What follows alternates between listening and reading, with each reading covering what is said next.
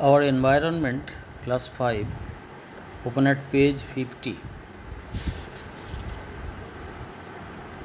And in page 49, you have known that which animals are wild and which are domestic. Actually, in course of time, human beings domesticated many animals and birds to their use. They have domesticated dogs, cows, buffaloes, and some birds like ducks.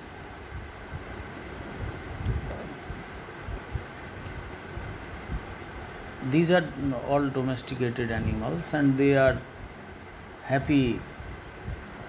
Cats also can be domesticated. Mongoose can be domesticated, neul, and white rats can be domesticated. You can keep them as your pets. White rats, guinea pigs, rabbits, such types of animal, horse, ass. These can be domesticated. Once they were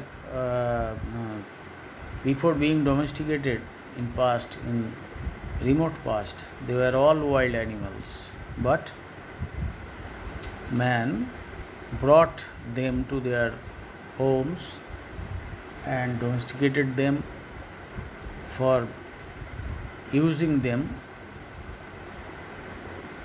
for different purposes. However, such domesticated animals are there, and some wild animals like birds, parrots, cocktails, and other some birds are kept in cages as if they are domesticated animals, but actually they are not. It is not proper to keep them inside a cage. Better let them fly away to the wild. And this is the main theme of the previous lesson. And now, as we are learning about our environment, we should know what things comprise our environment, what things we should use, and what behavior we should not do, what things we should not indulge in. This is the knowledge of environment, the primary knowledge of environment. However, in the next page, page 50, the plants that grow around our homes.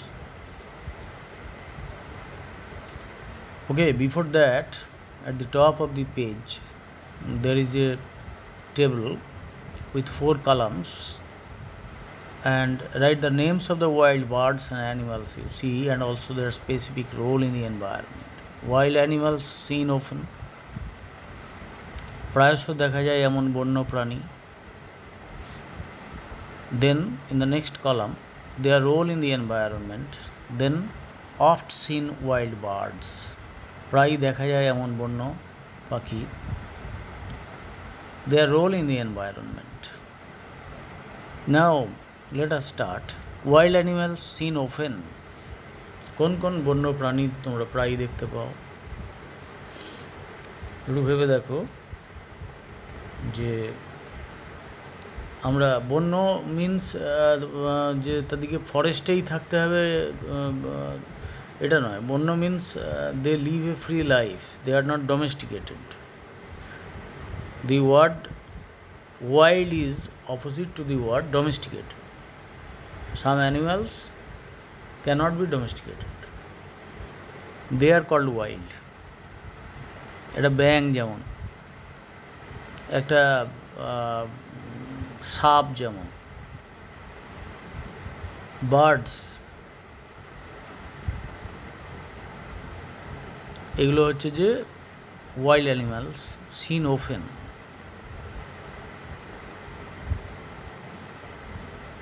এরপরে reason ভেদে, অঞ্চল ভেদে বিভিন্ন রকম আছে যারা বনের কাছাকাছি বাস করে। সামটাইমস চিতা or tigers enter into their locality. সেগুলো যারা those people who live near forests, they encounter such things. They encounter such wild animals, ferocious, fierce wild animals. যারা বনের ধারে বাস করে সেখানে হিংস্র বন্য প্রাণী ঢুকে পড়তে পারে। সাপ, যদিও সাপও হিংস্র, তবে একেবারে আক্রমণ করবো বলে ছুটে এসে আক্রমণ করে না, কাছাকাছি গেলে ভয়েতে কামড়ে দেয়। আদারওয়াইজ কোনো সাপ ছুটে এসে অনেকটা ছুটে এসে তোমাকে আক্রমণ করলো, দিস ডাজ নট হ্যাপেন। তাহলে ওয়াইল্ড অ্যানিমালস সিন ওফেন, তুমি নিশ্চয়ই এতক্ষণ অনেকগুলো নাম আমার কাছ থেকে জেনে নিলে। You can write them and their role in the দি এনভায়রনমেন্ট। ব্যাঙ দিয়ে শুরু করো না। ব্যাঙের কী ভূমিকা আছে পরিবেশে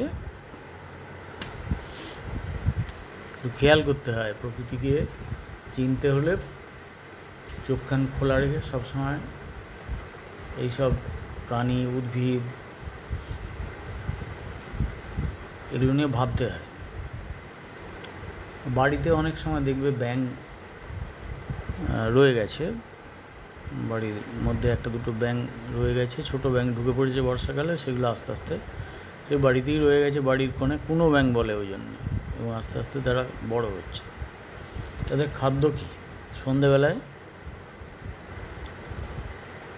যদি একটা টর্চ নিয়ে তুমি গ্রাউন্ড ফ্লোরে নেমে যাও, যেখানে ব্যাঙটা আছে দিনের বেলা দেখে নিয়েছো, সন্ধ্যাবেলা দেখবে যে তুমি আগে দেখে নেবে চারদিকে কোনো সাপ খোপ নেই তো, তারপরে তুমি দেখো কি হচ্ছে। দেখো ব্যাঙটা ঘুরে বেড়াচ্ছে বিভিন্ন জায়গায়, আর মাঝে মধ্যে খপ খপ করে শব্দ হচ্ছে। Actually the toad is catching its prey. ব্যাঙটা তার শিকার ধরছে, জিভ বাড়িয়ে কোনো পতঙ্গকে, পতঙ্গের গায়ে জিভটা লাগিয়ে দিচ্ছে, দিলি পতঙ্গটা জিভের একটা আঠা থাকে ওদের, দিয়ে সেটাকে খপ করে মুখের মধ্যে ঢুকে নিচ্ছে, so swiftly that you cannot notice it distinctly. এত দ্রুত জিভটাকে ঢুকে নিচ্ছে inside its mouth that you cannot notice it distinctly. But nowadays you have mobile phones with you, you can make a video with such a toad. দেখবে যে এরা ওই আবার যেখানে ডিয়া জাতীয় প্রাণী আছে, ডিয়াগুলো বা পিঁপড়েগুলো যাচ্ছে, সেই পিঁপড়েগুলো খেয়ে নিচ্ছে ব্যাঙেরা। এবং পায়খানাতে দেখবে ডিয়া খেলে ডিয়ার শরীরের খানিকটা অংশ হজম করতে পারে, খানিকটা পারে না। ওইগুলো মনে হচ্ছে যেন খানিকগুলো করে ডিয়া পড়ে আছে, ডিয়ার হেডগুলো পড়ে আছে, ওইগুলো ব্যাঙের পায়খানা ঘরের মধ্যে এখানে ওখানে পড়ে থাকে। তাহলে এরা এই যে মশা খাচ্ছে, মেনলি মশা খায়, ওই একটু অল্প একটু লাভ দিয়ে, হয়তো 6 ইঞ্চি লাভ দিয়ে কপ করে একটা উড়ন্ত মশাকে ধরলো, খেয়ে নিল। তাহলে এদের জন্যে মশার পপুলেশনটা কমে থাকে, চেকড হয়ে থাকে, কন্ট্রোল হয়ে থাকে। তার ফলে মশার বাহিত যে সমস্ত রোগ আছে সেই সমস্ত রোগের হাত থেকে আমরা রেহাই পাই। ব্যাঙের এটা একটা উপকারিতা, প্রচুর পতঙ্গ খায় এবং তার মধ্যে অধিকাংশই হচ্ছে ক্ষতিকর পতঙ্গ। মশা একটা পতঙ্গ, মাছি একটা পতঙ্গ, পিঁপড়েও পতঙ্গ। তো এটা ওদের উপকারিতা। এবারে সাপ যখন দেখছো, সাপ কী খায় আবার সাপ, তোমার ঘরে ওয়াইল্ড অ্যানিম্যাল বলতে তোমার ইঁদুর আছে, তুমি ইঁদুর ফ্রিকোয়েন্টলি দেখতে পাও। সাপ কী খায়? সাপ হয় ব্যাঙ খায়, নয় ইঁদুর খায় ম্যাক্সিমাম ক্ষেত্রে। আবার সাপ সাপকেও খায়, অন্য সাপকে খায়। তাহলে সাপেরা এই যে ইঁদুরগুলোকে খেয়ে নিচ্ছে, বিশেষ করে মাঠে ধান খেতে প্রচুর সাপ থাকে এবং তারা প্রচুর ইঁদুরও থাকে। সেই ইঁদুরগুলো ধানের শীষগুলো কেটে দেয়, দিয়ে ফসলের ব্যাপক ক্ষতি করে। তো সাপ থাকে বলে সেই ইঁদুরগুলোকে খেয়ে ফেলে এবং ইঁদুরের পপুলেশনটা কন্ট্রোলে থাকে। তাহলে সাপের উপকারিতা তো ওটা একটা। সাপ না থাকলে ইঁদুরগুলোকে কে খাবে? তাহলে ইঁদুরে ছেয়ে যাবে দেশ, ফসল খেয়ে নষ্ট করে দেবে। এরপরে প্রশ্ন হলো যে সাপে তো আবার স্নেক বাইট হয়, মানুষকে কামড়ে দেয়। নর্মালি কামড়ায় না বললাম, তার কাছে যে তাকে ডিস্টার্ব করলে বা তার কাছ দিয়ে চলে যাচ্ছ বা গায়ে পা দিয়ে দিয়েছো, এরকম হলে কিন্তু কামড়ে দেবে। আদারওয়াইজ নর্মালি কামড়ায় না সাপ, বরং এরা মানুষকে ভয়ই পায়। তো এই যে সাপে কামড়ালো, তা সত্ত্বেও accidentally suppose a snake bites a man, what will you do then? কী করবে তখন? You will rush him to a hospital for his treatment, and the doctor in the hospital will push antivenom serum into his body. সাপের বিষকে নাশ করার জন্য সাপের বিষকে বলা হয় ভেনম, ভেনমাস স্নেক মানে বিষধর সাপ। Most of the snakes are non venomous. Venomous snake কামড়ে দিয়েছে তো অ্যান্টিভেনম সিরাম দেবে ডাক্তার। ওই যে অ্যান্টিভেনম সিরামটা, ওটা কিন্তু প্রডিউসড হয় সাপের ভেনম থেকেই। সাপের ভেনমটা অন্য কোনো প্রাণীর শরীরে প্রবেশ করিয়ে তার শরীরে অ্যান্টিবডি তৈরি হয়, সেই অ্যান্টিবডিটা বিশেষ পদ্ধতিতে বার করে নিয়ে ওষুধ প্রস্তুত করা হয়। তো এটা সাপ যদি মরেই যায়, সাপগুলোকে যদি তুমি মারতে থাকো, একদম কমপ্লিটলি তো মারতে পারবে না। তাহলে একটা সাপে কামড়ে দিলে তার ট্রিটমেন্টের জন্য যে অ্যান্টিভেনম সিরামটা হবে সেটাই বা কোথায় পাওয়া যাবে? প্লাস সাপের এই ভেনম থেকে আরও অন্যান্য রোগের ওষুধ তৈরি হয়, তাহলে এটাও তার একটা বেনিফিশিয়াল দিক। So we have to know about them, we have to know about their utilities, and we have to acknowledge, আমাদেরকে এটা মানতে হবে, that all animals and plants should be allowed to live in their natural habitats. তাদের যে প্রাকৃতিক বাসস্থান সেখানে তাদেরকে বাস করতে দেওয়া উচিত। However, wild animals seen often, অনেকগুলো পশু পাখির নাম হলো, সেগুলো লিখবে। their role in the environment, আমি সাপ ব্যাঙের কথা বললাম, বাকিদের কথা তুমি ভেবে লিখবে। যেমন ধরো কাক যদি বলো তুমি, ক্রো, ফার্স্ট কলাম লিখলে তুমি ক্রো, their role in the environment। ওটা নাহলে থার্ড কলামেও লিখতে পারো, অফট সিন ওয়াইল্ড বার্ডস, প্রায়ই দেখা যায় এমন বন্য পাখি, ক্রো তার মধ্যে একটা। their role in the environment, কী তার ভূমিকা পরিবেশে। ক্রো কী করে? ঝাড়ুদার পাখি বলা হয়। তো যত নোংরা জিনিস দেখবে রাস্তায় পড়ে আছে, মরা ইঁদুর পড়ে আছে, কেউ ছুঁচো মরে গেছে ফেলে দিয়েছে, সেগুলো কাকেরা খেয়ে নিচ্ছে। তাহলে এই নোংরাটা খেয়ে পরিষ্কার করে কাকেরা, পরিবেশটা পরিষ্কার থাকে। এইটা তাদের একটা বিরাট ভূমিকা।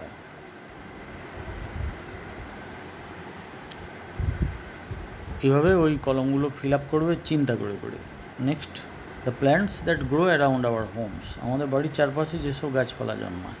Every one was searching for wild birds and animals in different directions, বিভিন্ন দিকে বিভিন্ন বন্য পাখি এবং প্রাণীর সন্ধানে সবাই ছিল।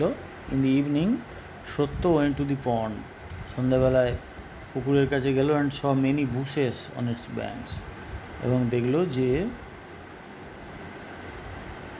ঝোপঝাড় আছে পুকুরের ধারে।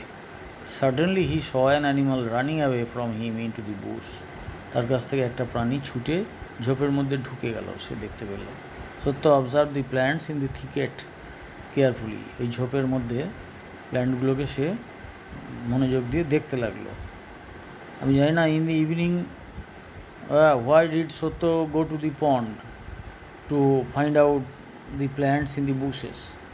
It is not proper, it is not right to visit the bank of a pond having bushes, because there might be snakes inside the bushes, hidden snakes, hidden venomous snakes may be there. So don't go to the bush to find out plants around your locality in the evening. If you like to go there, and you should try to know the plants, so you will visit the place in the daytime, during the day when there will be sufficient sunlight. However, Sotto observed the plants in the thicket carefully. There were 4 types of plants. One was a green leafy vegetable that grandmother calls ঢেকি শাক। ঠাকুমা বলতেন ঢেকি শাক। এটা বেশ বড় বড় পাতাযুক্ত একটা সবজি। এটা ইট ইজ ভেরি টেস্টি, খেতে ভালো। দি আদার 3 প্ল্যান্টস ওয়ার আননোন। আর 3টে গাছ জানা নেই। ওয়ান হ্যাড ফ্লাওয়ার্স, একটা গাছে ফুল আছে। He thought let me tear the tip of each plant and take them home. প্রত্যেকটা গাছের অগ্রাংশটা ছিঁড়ে নিয়ে বাড়ি নিয়ে যাবি। If I do it to learn, যদি শিক্ষার জন্য এটা করি, উইল টিচার বিকাম অ্যাংরি, তাহলে কি মাস্টারমশাই রেগে যাবেন? At school there was no need to show the leaves to teacher, as Swapna herself described everything. স্কুলে এখানে এই সব পাতা নিয়ে যাওয়ার প্রয়োজন পড়লো না, কারণ স্বপ্না নিজেই তার বর্ণনা করলো সেগুলোর। The plants war হেলেঞ্চা। হেলেঞ্চা শাক বাজারে বিক্রি করতে, কুলেখাড়া শাক অ্যান্ড ব্রাহ্মী শাক, এই 3টে শাকই দেখবে সব বাজারেই বিক্রি হয়। আফটার হিয়ারিং এভরিথিং, সব কিছু শুনে টিচার সেড, টিচার বললেন, it is fun to identify plants. খুব মজা প্ল্যান্ট শনাক্ত করা, গাছপালা শনাক্ত দেখেছি না, খুব মজার কাজ। Observe as many varieties of plants as possible. যত রকমের গাছ সম্ভব সেগুলোকে পর্যবেক্ষণ করো। Satya said, observing plants is easy, at least they cannot run away. যে প্ল্যান্টকে পর্যবেক্ষণ করা খুব সহজ, কারণ গাছেরা তো ছুটে পালায় না। Yes, you can observe them for a long time. হ্যাঁ, তুমি দীর্ঘক্ষণ তাদেরকে দেখতে পারো। Write down the names of the plants you see. যেসব প্ল্যান্টস তুমি দেখতে পাচ্ছ তাদের নামগুলো লেখো। Write about 4 plants and draw pictures. দিয়ে তারপরে বলা হচ্ছে যে 4টে প্ল্যান্ট সম্পর্কে লেখো। নেক্সট পেজে, পেজ 51, ঢেকি শাক, হেলেঞ্চা, কুলেখাড়া অ্যান্ড ব্রাহ্মী। এদের কুলেখাড়া, এটা খেলে রক্ত হয়। It produces blood in our body. It relieves us of anaemia, রক্তাল্পতা রোগ থেকে আমাদেরকে রক্ষা করে। Brahmi plant is used to enhance our memory. It is very useful for the function of the brain. And the juice, the extract of the Brahmi plant is used for making medicines. Helencha and Dheki Shak, these are there. You will know about them from your grandma or from your parents, and write down their uses and draw their pictures. Draw picture of one plant, label it leaves. Any plant of your choice. You draw a plant in the bottom table and label its leaves, branches and roots. দেখাও তার পাতাগুলো, শাখাগুলো, মূলগুলো। Write about the benefits obtain from them. ধরো তুমি একটা মটর গাছ আঁকলে, এখানে একে তার যে পাতা, শাখা, তার যে মূল, এগুলো দেখাও। এগুলো কি উপকারে লাগে সেগুলো দেখাও।